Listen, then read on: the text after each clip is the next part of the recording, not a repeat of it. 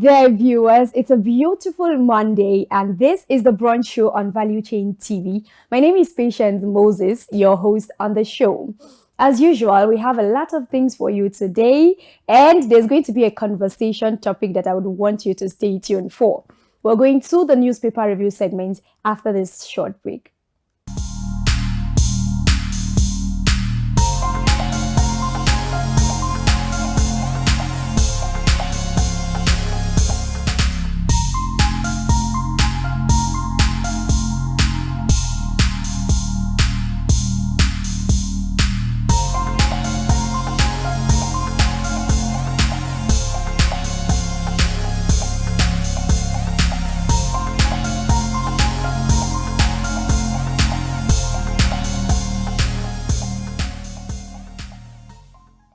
All right, thanks for staying tuned. This is the newspaper review segment. There are so many stories, headlines today. We're going to pick a few as we cannot exhaust all of them. So the big story today, standing out on practically all newspapers, is about the abducted Kaduna student. Says from Daily Trust newspaper, 137 abducted Kaduna students rescued in Zamfara.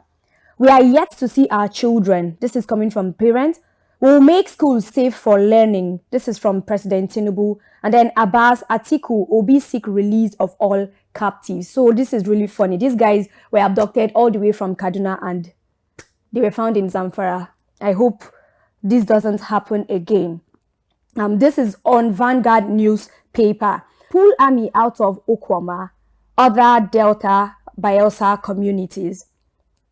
Still on Vanguard newspaper, manufacturers' forex loss rises by 566% to 792 billion naira. Moving, we're going to the leadership. The big story here says controversy trials number of abducted Kuriga school children. Still on leadership, we have IGP's special police squad arrives in Kaduna. And then on Nigerian News Direct, we have President Tinubu to mark 72nd birthday low-key, urges donation to charity. Still on Nigerian News Direct, NDLEA strikes hard, over 444,948 kilograms of drugs seized in multi-state raid. And then we have on Daily Independent, we have police confirm 4 women dead in Bauchi Zakat collection stampede. This is really sad. Still on Daily Independent, Nasu Sanu end 7-day warning strike. Say work resumes today. Okay, this is where we're going to stop on the headlines review and stay tuned with us. After this, we're going to the discussion segment.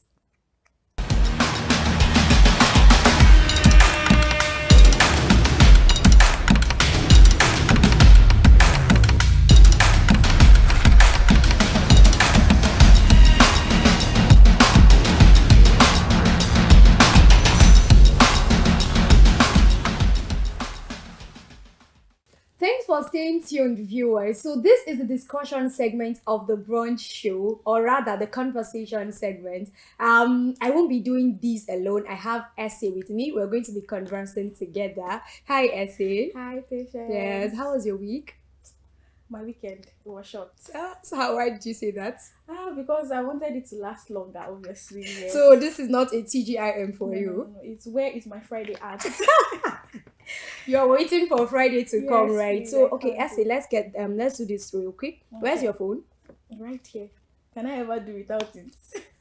I haven't even thrown the question. So how long can you stay without your phone? Never. Wow, Literally, like never. Never. My phone is my companion, my go-to. I can literally stay in a room for about 3 days and don't come out. Just give me phone and food and I'm good to go. Water too. Like, yes. Wow. Okay, so today's topic is phones as companion. So okay, this is why I actually brought this up. It's more like phones, like you said, phones are actually taking over the place of people in our hearts. So you mean you can practically stay in a room, just you and your phone? Honestly, me personally, I think it's not so much of a good idea that we are getting used to our phones this Okay. way. But if you look at the brighter side, your phone will not hurt you like any human being can or will. My phone would always give me smiles, pleasures, good things. But a human being will bring both good and bad. Bad. I'm not trying to say you guys should, stick to your phone, but that's what works for me. And I think it's good enough. Okay. Well, we've heard from SA. So this brings us to another question. How much are you willing to spend on your phone? Your phone is what brand now? It's Samsung. Okay, Yeah. so I just came across a statistic that says that Samsung is the leading brand in Nigeria when it comes to number of users, and then this is because it has more qualities and is also very affordable compared to the iPhones that other people want. Yeah. But because it's so expensive, they cannot get it. So Samsung is like the most expensive, easy go-to option when it Android, comes to yes. phone. Yes. Well, I'm not part of those people that say I don't want to use an iPhone because I'm not using one. If I see iPhone, why not? You will I will use use it. But then again, Samsung is really like very easy. I feel like I'm going to have issues navigating through an iPhone. But then again, I feel maybe just because I've not used it, if I should use it, I'll get used to it. Yeah, so I'm not one of those people that will say no, I prefer only Android. If I see iPhone, why not? I'll try. But it's really, I can't keep up with the iPhone thing. I can't pressure myself into getting iPhone 15 now, and then next year they're telling me there's iPhone 16, and then there's pressure. People are now saying my own iPhone is outdated. You have to upgrade. You have to I'll just stick update. with the Samsung. And then you upgrade to Samsung too. They used to upgrade though, but it's not as pressurized as the iPhone. Yeah, so that's why I rather just stick. And the camera quality too is good. If I want to opt for an iPhone, it's because of the camera quality. But Samsung is trying. They try. So why not? Okay. So basically, today's conversation, my problem is the fact that phones are taking the place of humans. More like, for instance, a couple could be in a room. Okay. Instead of the normal conversation, they are talking together. Everybody's on his phone.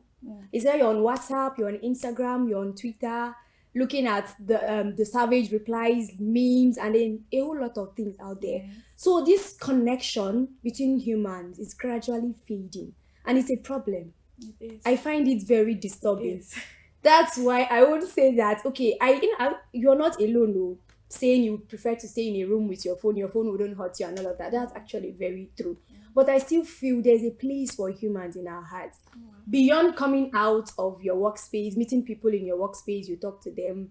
I feel apart from that phone, you should have someone that understands you.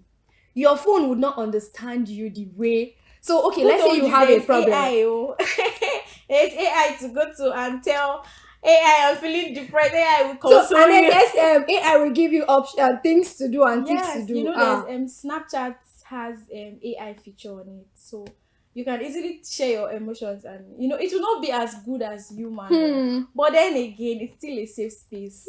So what are we saying here? So what do we do? Well, I think we should just find a way to balance it. Okay. Yes, that's just the gospel truth. As much as I don't want to accept it, that's just it. We should be able to balance our phone time and our human time. Yes, try to spend enough time with your families and your friends, and it will not just come, so you have to be intentional about it. True. Like for instance, now say you have friends, you could just say, guys, let's have a get together away from our phones. Just stay in the house, play games and all of that. So you have to be really intentional. But if you just wait and say you guys want to just be like this and you want to hang out and you will not press your phone, it's not possible. So you must be very intentional about it. Because even when you're with your friends in that small hangout, someone will just pick the phone, want to take a snap, make a post, and all of that. You're already engrossed in the phone and all of that. So replying to people and all of that. Well, that's true. And away from that, I think it's also advisable for our health benefits, the light rays and all of that. So we should actually reduce the number of times and moments we'll spend on our phones. Okay, thank you so much, Essie. Thank you for joining us, and I enjoyed the conversation we had. Yes. So at least now we just try to see how we can manage and reduce the way we use our phones, and even try as much as possible to keep the connection between us and humans. Okay, so this is where we're going to be ending on the conversation, and stay tuned as we go to the entertainment segment.